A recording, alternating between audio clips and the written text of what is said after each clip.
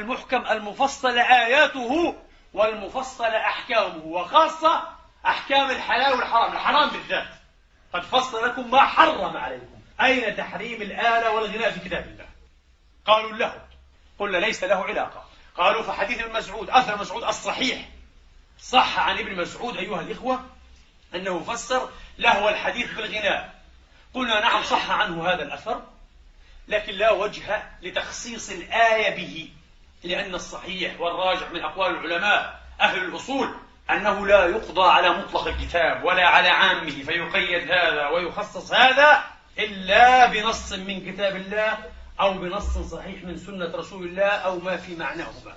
أما أقول الصحابة وأقول التابعين صحت لم تصح لا تعنينا، لا يخص بها الكتاب. انتبهوا. ثم وهبه صح، وهبه صح، انتبهوا افهموا الآية. دائما نقول القراءة السياقية، ومن الناس من يشتري لهو الحديث. إذن هو ليس مطلق اللهو. النبي دعا إلى اللهو وقال هل معكم لهو؟ الأنصار يحبون اللهو أم من لهو؟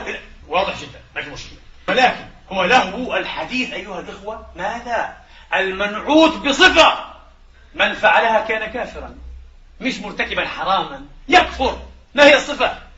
لهو الحديث ليضل به عن سبيل الله التوحيد ويتخذها بغير علم ويتخذها هزوا، والمستهزئ من دين الله كافر سمع أو لم يسمع بغناء. أنا سأقول لكم ما يقطع الشك أيها الأخوة باليقين. لو جاء رجل ورسول الله أو أصحابه أو داعية من دعاة الإسلام والتوحيد يتلو على غير مسلمين مثلا يدعوهم إلى التوحيد آيات كتاب الله تبارك وتعالى، وجعل هذا يقول الله الله الله الله الله، تنطبق عليه الآية، مع أنه لا غنى ولا ضرب بعود، إنما شوش على آيات كتاب الله وجعل يلهو بلفظ شريف جدا أشرف الألفاظ وهو الله، يقول الله الله الله الله لكي. فهذا من باب قوله تعالى وقال الذين كفروا لا تسمعوا لهذا القرآن والغوا فيه لعلكم تغلبون. انتبهوا، هذا من هذا. آية لقمان من آية فصلت نفس المعنى. كان الكفار إذا تلا الرسول آيات الله أو أحد أصحابه أيها الإخوة جعلوا إيش؟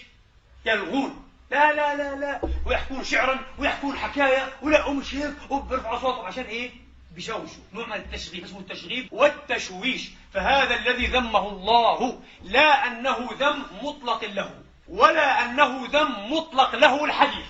ما هو اللهو أصلا في اللغة العربية؟ اللهو كل ما ألهاك عن شيء، كل شيء ألهاك عن شيء آخر هو إيه؟ وخاصة إذا ألهاك عن شيء شريف، عن عمل، عن عبادة، عن ذكر، عن واجب يعني، فهذا يعتبر لهوا. فاللهو ليس الطبل، ليس المزمار فقط. اللهو أيضا ماذا هو؟ المزح، حكاية المزحات. مرة كان في واحد مرة جحا له الحكاية أيها الأخوة والقصص، الحكاية والقصص بتحكيها أبو زيد الهلالي وسيد بن ذي يزن وديكنز وهوغو، كل هذه طور الروايات، هذا له أيضا. الضحك تقعد تضحك، هذا له كله. فهل تحرمون هذا اللهو كله؟ نحن نحرم هذا وغيره، ونحرم حتى الكلام الجاد والكلام الموزون والكلام المرتب إذا سيق مساق ماذا؟ التشغيب على آيات الله وإضلال عباد الله والهزو في سبيل الله. ومن كان هذا قصده فقد كفر. قال العلامة الشيخ الإمام أبو محمد علي بن أحمد بن حزم قدس الله سره، هذا إنسان ذكي وتكلم بطريقة لا أقول حدسية، بس بطريقة مباشرة واضحة من غير التفاف وتأويلات باردة. قال ابن حزم بل إن من اشترى مصحفا، إيش رأيكم؟ مصحف قرآن كريم، من اشترى مصحفا مش له الحديث، من اشترى مصحفا وكان قصده أن يضل به عن سبيل الله ويتخذها هزوا كان من أهل الوعيد أيها الإخوة وكان كافرا. إيش رأيكم؟ هذا الفهم في الآية. فافهموا الآية. الآية لم تقل اللهو محرم ولم تقل له الحديث محرم، هذا غير صحيح وهذا غير صحيح، وإنما قالت إن هناك من الكفار والمشركين كالنضر بن الحارث في سبب النزول أو شخص آخر لم يسمى كانوا أيها الإخوة يشترون لهو الحديث.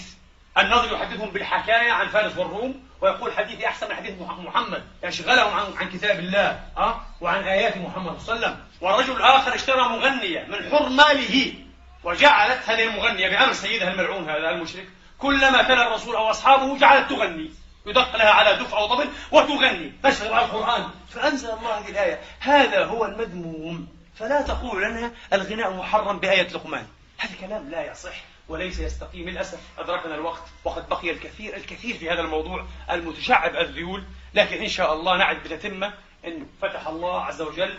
أقول قولي هذا وأستغفر الله لي ولكم فاستغفروه واستغفروه.